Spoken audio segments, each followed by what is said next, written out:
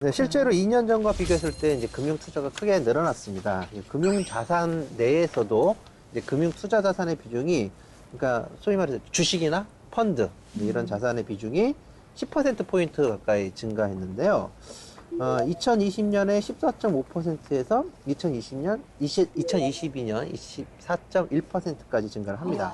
근데 사실은 반대로 예적금이나 보험 같은 다른 금융 자산들은 좀 감소한 것으로 나타났는데, 아까 말씀드렸던 요즘 자산 시장이 하도 빠르게 변하다 보니까 다시 또 예적금을 조금 옮겨가고 있는 추세이긴 합니다.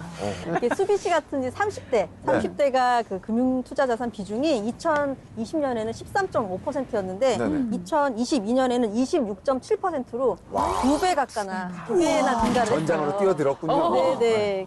이게 좀 저금리 상태가 뭐 좀 지속이 됐었었고, 또 부동산 계속 오르고 있고. 그러니까 코로나19 초반에 사실 시장이 엄청 폭락했다가 다시 이렇게 폭등하고 막 이렇게 했었잖아요. 근데 그 모습을 한번 봤기 때문에 다시 좀 그런 쪽으로 많이 집중을 한 것 같습니다. 중산층 가구에서 소득에서 저축을 하는 좀 비중을 살펴볼게요. 근데 이 비중은 23.9%로 나타냈는데요. 이 비중은 코로나19 이전이나 지금이나 거의 비슷한 수준입니다. 근데 이런 상황 속에서 30대, 40대의 저축률이 2020년보다 크게 증가하는 게 의미가 좀 있죠. 30대, 40대. 40대. 30대 때는 아내가 오빠는 투자, 저축 이딴 거 아무것도 하지 마. 그냥 가만히 있어. 그랬었거든요. 근데 40대가 되니까 이제 하지 마. 더 가만히 있어. 하면서 아내가 계속 하고 있더라고요. 근데 확실히 투자는 하는 게 맞아. 할 줄 아는 한쪽이 하는 게 정답이었어요. 맞아요. 그게 제가 너무 공감하는 게 옛날에는 그냥 무조건적으로 내가 버는 걸 저축하는 게, 그래서 거기에서 그냥 이자를 받는 게 제일 최고의 자산 투자라고 생각했는데, 이제는 돈을 굴려야 돼. 그러니까 돈이 계속해서 일을 할 수 있게 만들어주는 게 진짜 자산을 운용을 잘하는 거라는 생각이 들더라고요. 일단 이제 젊은 MZ 세대들을 중심으로 이런 자산 관리나 저축, 투자 이런 거에 대해 전반적으로 일단 관심이 올라간 거는 분명한 사실인 것 같고, 네. 그다음에 뭐 이제 시황 변동에 따라서 거기서 성공하시는 분도 계실 거고 실패하시는 분도 계시겠지만, 어쨌든 자산 관리란 것 자체에 분명히 관심을 가지시는 분들이 늘어나는 것만은 사실인 것 같습니다. 그럼 저축을 이제 열심히 한다는 거는 분명히 확실한 목적이 있어야 될 거잖아요. 그럼 확실한 목적이 있어서이기도 할 텐데요. 그 목적에는 어떤 것들이 있을까요? 저는 이거는 노후 준비라고 생각해요. 왜냐하면 일단 아내도 저도 아직까지 애가 없잖아요. 그러니까 우리가 이대로 나이가 들었을 때 뭔가 둘만 할머니 할아버지가 되면 우리가 서로 아프거나 그랬을 때 어떡하나 이런 걱정이 진짜 많거든요. 그럴 수 있겠다. 그래서 우리가 진짜 열심히 일해서 노후 준비를 제대로 하자. 약간 그런 거에 지금 저희가 꽂혀 있거든요. 저는 아닙니다. 아, 그래요? 전 당장 오늘만 살고 오늘 죽자 이런 느낌입니다. 예, 저는 욜로기 때문에 정말 재밌게 한 번을 살더라도 환하고 행복하게 살 수 있는 그런 느낌으로다가 투자나 저축을 하지 않았을까라는 생각이 좀 들어요. 요즘 젊은 친구들이 사실 그런 정신들이 저랑 많이 비슷하다고 보고 있습니다. 예.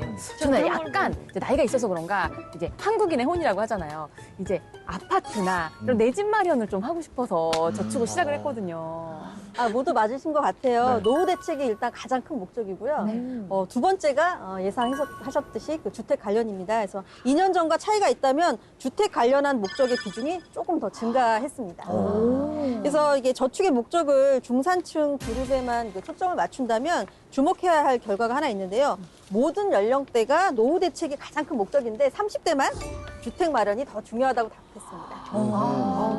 그래서 일례로 중산층을 나누는 기준은 가장 중요한 요소를 물었을 때 모든 연령층은 소득이라고 대답을 했지만 부동산이라고 응답한 비중이 30대에서 가장 높게 나타난 점이 있습니다. 네, 그래서 이제 내 집 마련을 꿈꾸는 30대에게는 주택은 정말 매우 중요한 요소라고 할 수 있습니다.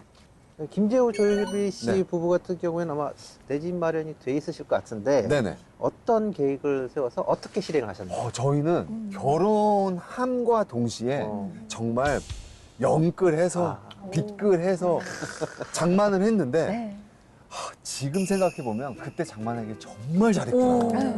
정말 잘했구나 하고 진짜 아직도 우리가 서로한테 칭찬해주는 거는 그거밖에 없네. 정말 잘했어. 정말 잘했어. 아, 맞아요. 그때는 막 은행과 함께 산다 뭐 이런 얘기가 있었는데 네, 그때는 은행 거 반, 우리 거 반 이렇게였는데 지금은 그것 때문에 더 열심히 일을 해서 열심히 약간 이제 이자도 내고 빚도 갚고 이렇게 했었던 것 같아요. 네. 근데 이거는 왜 물어보시는 거예요? 사실 이제 부동산을 중요하게 생각하는 거는 이제 30대뿐만이 아니라 네. 우리나라 중산층 대부분들이 아마 좀 그렇게 생각하실 것 같고 연령대 관계가 없을 것 같아요. 네네. 그런 의미에서 이제 누구든 이제 처음부터 사실은 대출이 없이 현금으로 덜컥 집을 사는 건 절대 쉬운 일이 아니겠죠. 아, 절대 없죠. 힘들어요. 근데 이제 대부분은 아무래도 대출을 끼고 집을 살 수밖에 없는 이제 현실이지 네. 않습니까? 네. 네, 그래서 이제 그런 부분에 대해서 조금 이제 고민이 좀 필요할 것 같은데요. 그 30대의 경우에는 2020년 대비 부채가 12% 증가했습니다.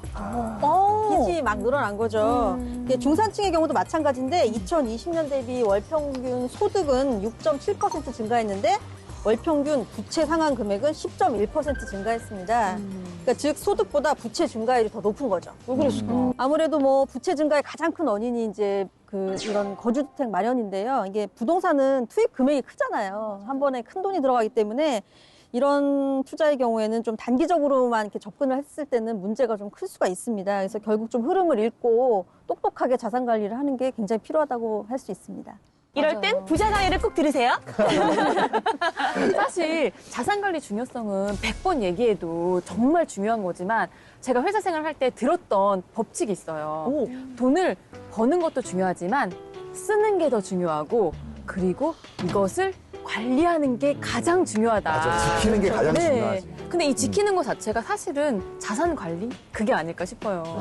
네, 중산층 3가구 중에 2가구는 자산 관리를 한다고 응답을 했는데요. 특히 30대의 경우에는 자산 관리를 한다고 한 가구가 2년 전보다 무려 10%포인트나 증가를 해 30대의 총 75%가 자산 관리를 하고 있다는 점은 아주 놀라운 점이었습니다. 저는 부자 가이를 이렇게 완전 듣고 있는 저한테만 좀 이렇게 허용되는 얘기인 줄 알았는데 많은 분들이 똑똑하게 자산 관리를 하고 계시네요.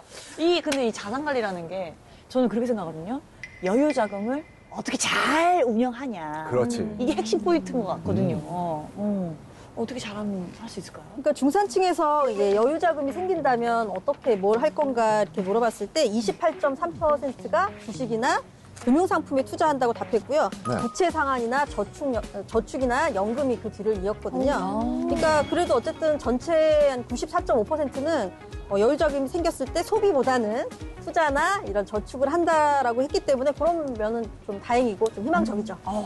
네, 특히 이제 젊은 층일수록 이제 투자에 관심들을 많이 보이셨어요. 그래서 30대 경우에는 이제 32.1%가 이제 이쪽 그 투자에 관심을 보였는데요.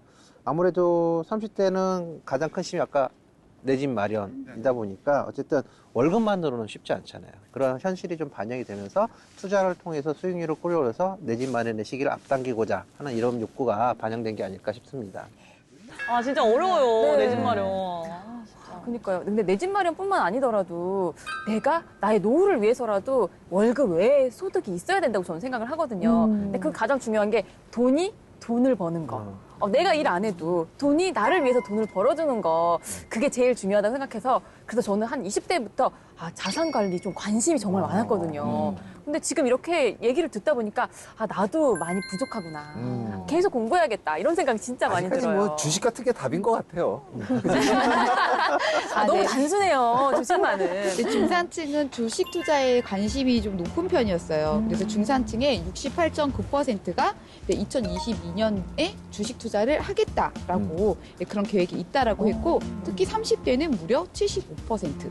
즉 4명 중에 3명은 주식 투자를 계획하고 있다라고 응답을 했습니다. 근데 다행히 요즘에 보시면 주식 투자에 대한 정보가 굉장히 많죠. 뭐 유튜브에서도 나오고 이제 많은 정보들이 있는데 맞아. 장기 투자에 대한 중요성들을 다행히도 많이들 알아가고 있는 추세입니다. 네, 연령대는 30대가 그리고 직업에서는 공무원이 10년 이상 장기 투자를 하겠다라고 응답한 비중이 비교적 높게 나타났습니다. 대한민국 잘 컸다. 다행이다. 최근에 이제 어쨌든 세계 경제 전반적으로 좀 어려워지면서 좀 양상이 많이 바뀌고 있습니다. 그래서 어쨌든 주식 수익률이 어쨌든 많이 떨어지고 있는 상황이고 반대로 이제 은행 금리는 올라가고 있는 그런 경제 상황인데요. 근데 이거는 사실은 이제 자산 관리라는 측면은 이제 앞서 여러 번 얘기했지만 이제 장기적인 관점으로 접근을 해야 된다고 그랬잖아요. 너무 단기적인 시간으로 보시기보다는 좀 더 지켜보면서 추이를 보면서 그거에 맞는 의사 판단을 하시는 게 맞을 것 같습니다. 전 장기 투자 얘기가 나와서 그런데요. 장기 투자라고 하면 이제 글로벌 시대에 맞게 해외 주식도 좀 관심을 가져야 되지 않을까 싶은데 혹시 해외 주식은 좀 어떤가요? 네. 해외 주식은 혹시 세 분 중에는 해보신 분 있으세요? 해외 주식은 아. 펀드 말고는 해외 주식은 하지 않았어요. 그런 걸 했어? 네, 꾸준히 하고 있습니다. 실제로 해외, 그 해외. 중산층의 41.8%가 해외 주식 투자를 이미 하고 있거나 할 계획이 있다고 답했어요. 해야지. 특히 30대의 경우는 50.8%로 절반이 넘습니다. 그 절반이 저예요. 멋지다. 해외 주식 투자가 이제는 좀 낯설거나 어려운 게 아니고 조금 더 좀 해볼만 하다라는 인식이 좀 생긴 것 같아요. 요즘은 그 증권사마다 해외 주식 거래하는 게 그 편의성이 좀 많이 높아졌고요. 또 거래 비용도 많이 낮아졌거든요. 그래서 이제 많이 하고들 계신데, 그럼에도 불구하고 좀 해외 주식은 이 환율 변동이라는 위험성이 좀 있어요. 그리고 세금이라든가 그 각 나라마다 매매 제도도 다르고 또 이제 우리나라 국내 주식만큼 좀 정보가 많지 않기 때문에 조금 위험 요소를 잘 알고 좀 투자를 하셔야 될 것 같습니다. 맞아. 그리고 이제 뺄 때 세금이 좀 붙기 때문에 그것도 좀 고려를 해야 돼요. 한 20% 정도 진짜 많이 하셔. 네. 정말 공부 진짜 많이 했나 아, 진짜 보다. 핫한 MZ 세대잖아요. 해외 주식으로 세금 내보셨나요? 아직 팔지를 못했습니다. 예. 누누이 말씀드렸지만 파란불이기 때문에. 이제 어쨌든 분명한 거는 뭐 국내 주식이 됐든 해외 주식이 됐든 어떤 방식이든 이제 자산 관리를 한다는 것 자체는 분명히 이제 효과가 있는 것 같습니다. 실제로 이제 자산 관리를 하는 중산층과 그다음에 하지 않는 중산층의 순자산을 비교해 봤을 때 하는 그룹의 순자산이 평균 약 8천만 원 정도 더 많다는 통계가 나왔습니다. 그러니까 이는 어떻게 보면 이제 자산 관리 실천이 가구 경제에 긍정적으로 작용하고 그다음에 나아가서는 어떻게 보면은 우리가 바라는 경제적인 계층 이동의 사다리 역할을 해줄 수 있다라는 거죠. 이렇게 한 계단 한 계단 올라가는 게 쉽지 않은데 어떻게 보면 큰 도움을 줄 수 있는 부분이네요.